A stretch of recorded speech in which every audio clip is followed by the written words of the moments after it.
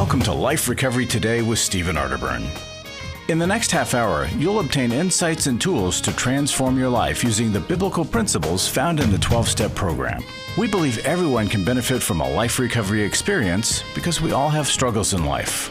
Struggles with addictions, food, depression, anxiety, and relationships, to name a few. You'll be encouraged to see how others have found a new way of life with hope for the future through life recovery. Your host is Steve Arterburn, founder of New Life Ministries and Women of Faith, author of over 100 books, and teaching pastor at Northview Church in Carmel, Indiana, one of the 20 largest churches in America. Steve is the co-editor of the Life Recovery Bible, the #1 selling recovery Bible. With over 3 million copies sold, this is the Bible given to inmates by Prison Fellowship and the Pew Bible for the Salvation Army. Now here's Steve. Hi there, welcome to Life Recovery Today. Steve Arterburn here. You are in for a treat today because my co-editor of the Life Recovery Bible, my friend for life, the person that I go to when I get in trouble, Dr. Dave Stoop. You're going to hear from him, and he's going to be talking about understanding and knowing what to do when someone you love has an addiction problem. Way back in 1990, there was a proposal put before some people at Tyndale for a recovery Bible. And when they looked at the proposal and they had a big meeting, they decided we're going to publish this Bible. And so at the end of the meeting, someone asked, who will call Dave to tell him that we're going to do his Bible? And half the room said, wait a second. Dave, what do you mean? They said, aren't we looking at Steve Arterburn's proposal? Dave and I had submitted simultaneous proposals for the same project, and half of the room didn't know the other half was dealing with a different proposal. Well, of course, they asked, I wonder if they would work together. We had already written books together, and so when we got the phone call, of course, we said yes. Now, I have to tell you, because of us working together, the Life Recovery Bible is what it is. I mean, Dave found a person that coordinated Bible scholars in seminaries and Bible colleges all over this country, maybe even the world.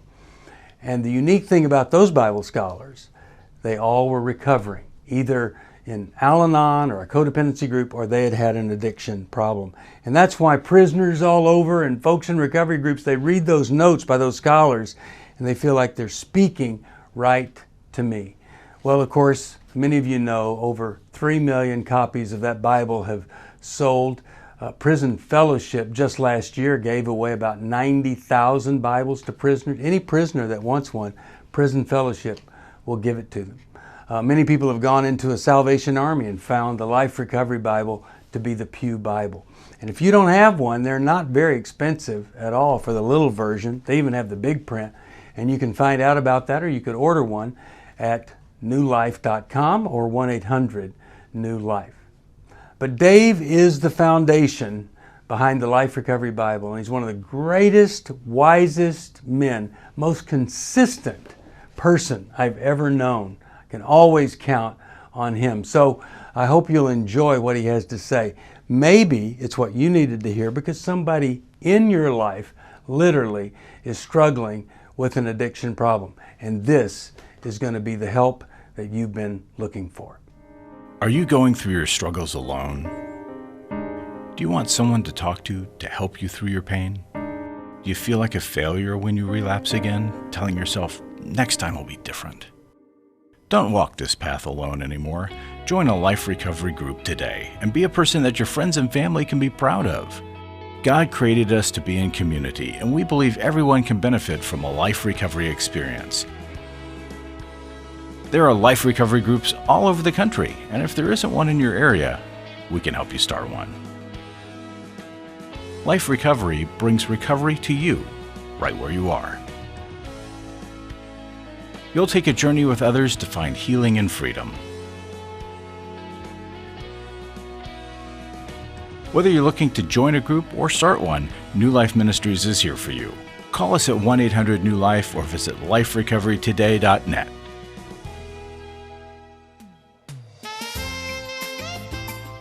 Hi, I'm Dave Stoop, and I'm part of New Life Live as a co-host that you've heard me on the radio and maybe see me on television. I want to talk to you about what to do when someone you love is alcoholic or addicted.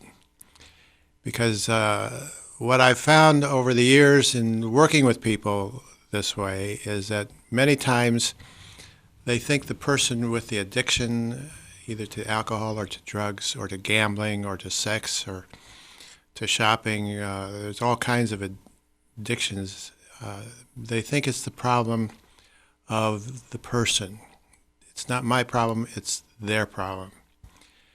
And that's a mistaken place to begin. If you want to get help for yourself and for them, you have to look at it in a different way, that this is not just something that is affecting one person, it affects the whole family.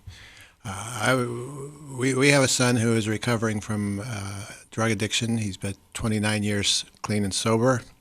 He had 15 years of drug addiction, and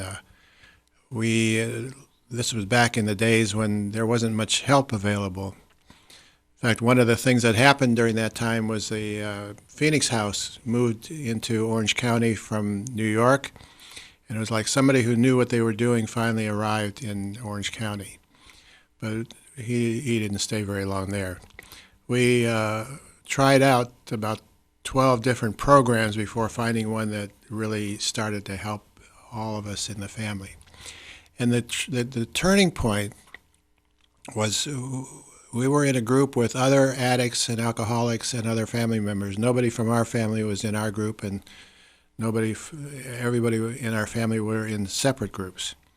A young man sat across from me, and I introduced myself. Not a very comfortable setting for me. I'm a psychologist, and I'm used to running groups, not being in groups. But I said, I'm here because my son has a problem. And this young man almost came off his seat. And he said, that's what my dad said when he came the first time. He thought he didn't have a problem. He said, you're going to find out you're here because you have a problem. And he was right. He was a young alcoholic. He was able to pass the sobriety test with a .28 blood alcohol level, and he knew what he was talking about, and we learned that he knew what he was talking about. That it's a family problem, it's not an individual problem, and that means the resolution is going to be a family resolution. Everybody has to get into the process. And the place that I always make people begin is to get educated. We have a lot of myths surrounding both alcoholism and addictions, whether they're chemical addictions like drug addiction or process addictions like sex addiction or gambling or spending, cutting. There's all kinds of, there's even the addiction to video games that some young people have. How do you get educated? Well, we were in this program that was an educational program because when I went through my doctoral training, there was nothing, no classes required or even offered on alcoholism or addictions. In fact, it was probably 10 years after I was licensed that the board finally said you have to take continuing ed. But I was educated because I went to a speaker meeting every Monday night for 6 months. That's a lot of speaker meetings. I heard stories that this was 30 plus years ago, and I still remember some of the speakers and what they said and how profound it was in terms of my understanding of addictions. We have a hospital here that treats people for detox, and they put on a speaker meeting every Saturday night. So I tell people, get to that meeting, take the whole family, go out afterwards and talk about what you heard. You can call Alcoholics Anonymous. You can find them on the internet, and you can call them for a list of or a list of meetings in your area. And there will be, in that list of meetings, there will be speaker meetings listed. I'll tell you next time about a man who was alcoholic and didn't have any resistance to defining himself that way after attending speaker meetings. A speaker meeting is one where you go in, you sit down, you say nothing. They have a list of speakers that come through on an itinerary, all dynamic, all educational. You listen to the speaker, and when he's finished, you get up and walk out, and nobody talks. You don't have to say anything to anybody. It's purely a time to go and sit and listen. I remember a priest was speaking at one of the meetings, and he was describing a time when he was in Mexico, and there was a fountain in this restaurant that had margaritas. You just go and fill your glass as many times as you want. And he had to leave, and he talked about his addiction to alcohol. He said, when they put me in my casket, I have a feeling that my addiction will sit up and say, come on, Joe, let's have one more for the road. And that's how powerful an addiction is. And it's important to understand how powerful it is and to do things that are counter to what makes a lot of sense to do. We tend to deal with problems like alcoholism or addictions logically, and that's the worst thing we can do. And so the education begins with speaker meetings, and then it moves on to attending Al-Anon.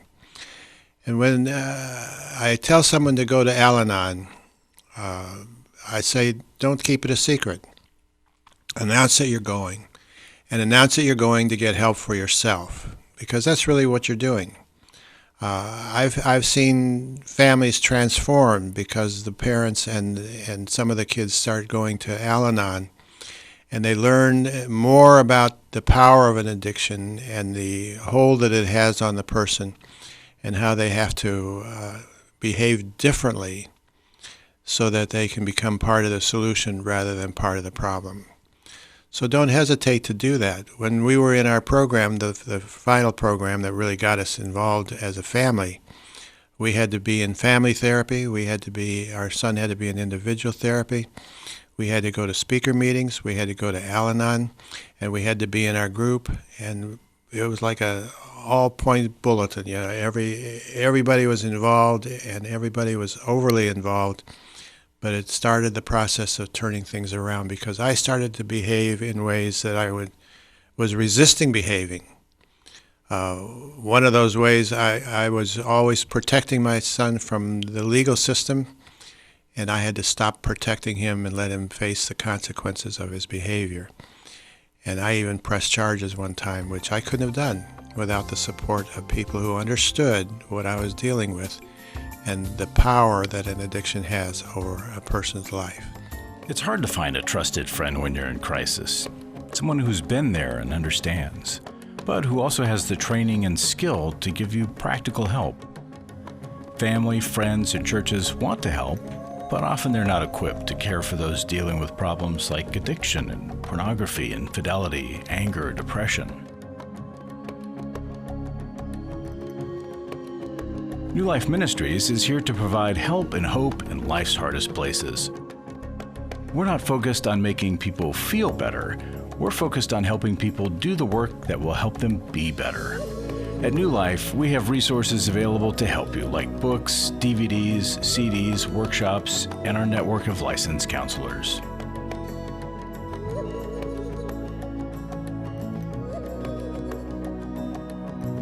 If you need help, call 1-800-NEW-LIFE and begin your new life today.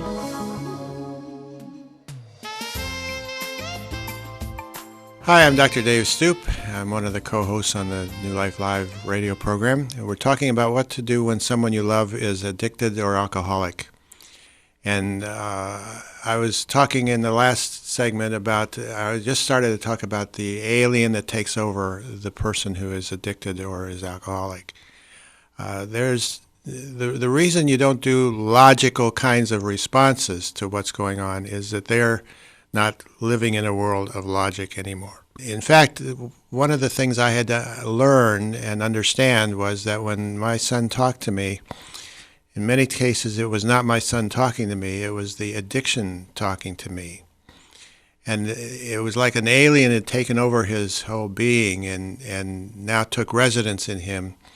And you talk to him, it's almost like demonic possession, but it's addiction possession. And so he would sometimes be so belligerent and so hurtful that I remember one time in an emergency room, he was so upset and so belligerent that I had to sit down because I almost passed out from realizing this is my son talking to me. And then I learned that, no, that was not my son talking to me. That was the addiction talking to me. And the addiction had taken over his life and taken over his thinking and ruled now in place of him. The other thing is that you run into is going to be denial. The thing I had to learn about denial was that it wasn't what I thought it was. I thought denial was his attempts to fool me into thinking there was no problem. And I had to learn that no, denial operates for the sake of the person who is the addict or the alcoholic in terms of their denying to themselves that they have a problem. That's why they say things like, I've got it under control, don't worry about it, everything's okay, I got it under control. And that's the addiction kind of throwing you a curve so you don't respond to what's going on in the reality of life with that person. So that's the importance of getting educated, learning how to respond differently to your loved one who is addicted or alcoholic, and learning how to change the course of your own thinking so that you begin to think in terms of them being possessed by an alien force that is against everything you stand for, and all it wants to do is to continue the addiction. There used to be the thought that you let them hit bottom, and a lot of times, especially with drug addiction, people die before they hit bottom. And so the answer is to provide an intervention. An intervention is a family event that confronts the addict, alcoholic with the reality of the good things that they have done before they became addicted, and then the hurtful things that they've done since they become addicted. Now, it's very important that you not try to do this on your own, because many times when people try to do an intervention on their own, it's a missed opportunity because they really haven't understood how to do it. You need to get a professional interventionist, somebody who's been trained in how to help a family do an intervention. One of the things that they will do is they will make sure that you're fully educated in terms of what you're dealing with. Another thing that they will be doing is taking you through a rehearsal where you read letters, and he wants to make sure that the letters are written in the proper form. And the interventionist will also then be the one who offers the opportunity for the person to enter into treatment. If you're concerned about the expense of an interventionist, sometimes you make arrangements for a rehabilitation center that you will use, and they have their own interventionists that they use, that they know that the person is going to be coming into treatment with them. They cover the costs of it. But the important thing is that you get everybody that cares involved, not just the family, but the boss, the best friend, the others who are concerned and interested in the person getting help, getting treatment. And all that is designed to do is to get them into treatment so that they can begin to detoxify and they can begin to rebuild their life in a way that is addiction-free. I remember one time talking with one of the nurses at the treatment center, and she was saying how people come back the second and third time, but each time they come back, they're at a different level of growth. There's also times when doing an intervention doesn't work. The person doesn't go into treatment, and everybody thinks, oh, it's hopeless.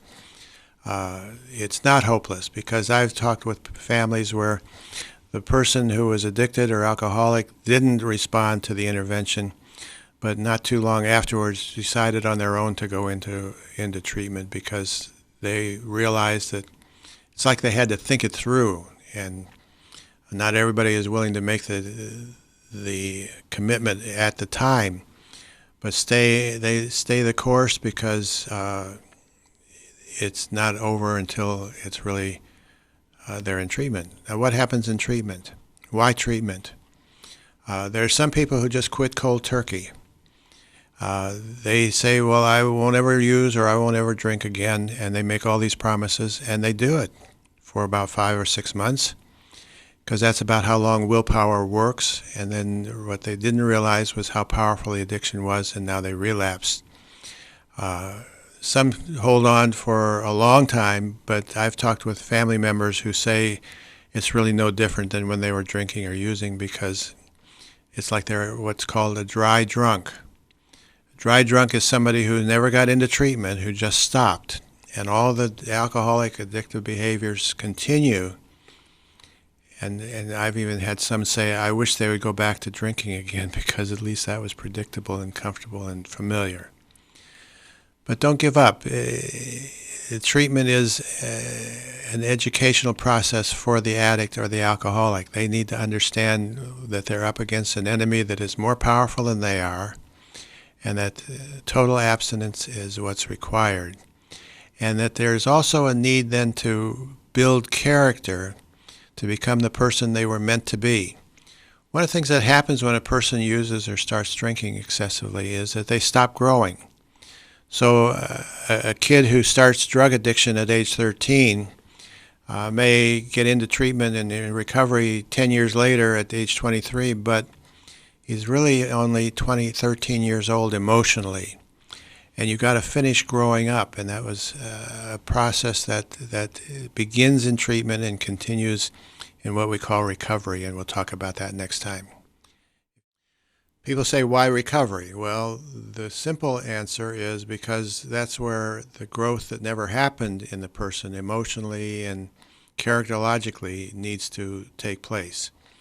And it's also the best way to guard against relapse, to get into a serious process of recovery.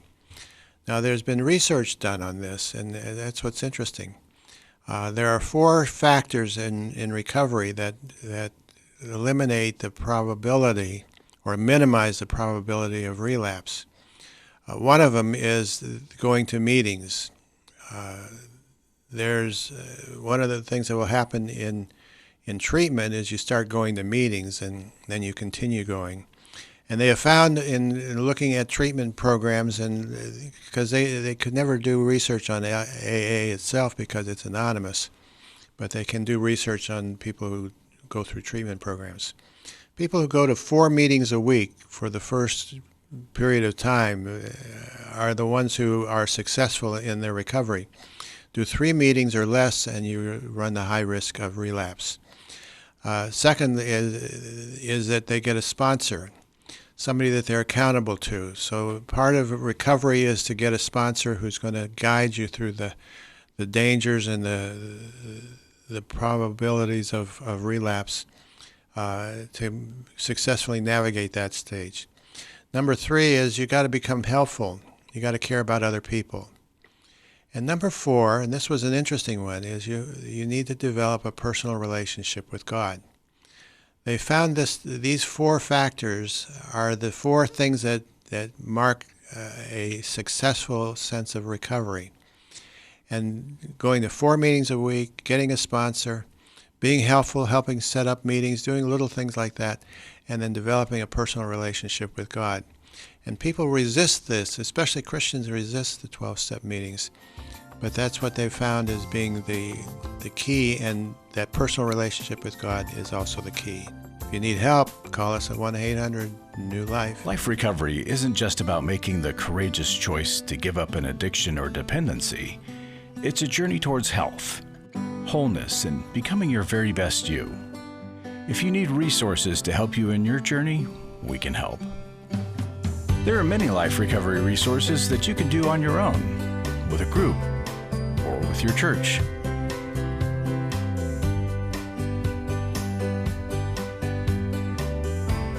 We have Bibles, workbooks, and devotionals that you can use to work your recovery right where you are. That's the beauty of life recovery.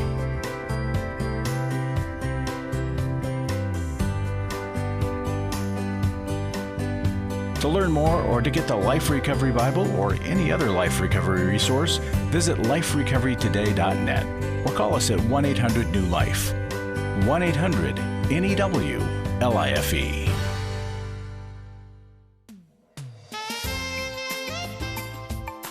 Welcome back to Life Recovery Today. I told you Dave was great, and he is. He's a very special person. He's really had some health struggles recently, and I would ask for you to just stop whatever you're doing and pray for him, because he needs prayer. And Jan, his wife, one of the most amazing people, just full of life and love for others. She's really struggling too, because they have quite a relationship. Been an inspiration to me for a lot of years. So please pray for Dave, that he will be strengthened and he'll be back on radio with us one day soon. Let me close with a scripture here I want you to focus on. It's one that most people have heard. It's Isaiah 40:31. And here's what it says. But those who trust in the Lord will find new strength. They will soar high on wings like eagles. They will run and not grow weary. They will walk and not faint. A lot of people, it's still a mystery to them of why it's such a big deal to say that you're powerless over something. Because when we say, I have an extreme limitation that makes me unable to fix this problem in and of myself, if I admit that, now I quit trying. And I'm open to something that does have the strength, to a solution that just might work, and it's not me. The sick brain that gets me in trouble is not going to be the sick brain that gets me out of trouble. So I realize I can't, and then I come to understand how amazing God is and can, and then when I turn my life over to Him, I have new strength.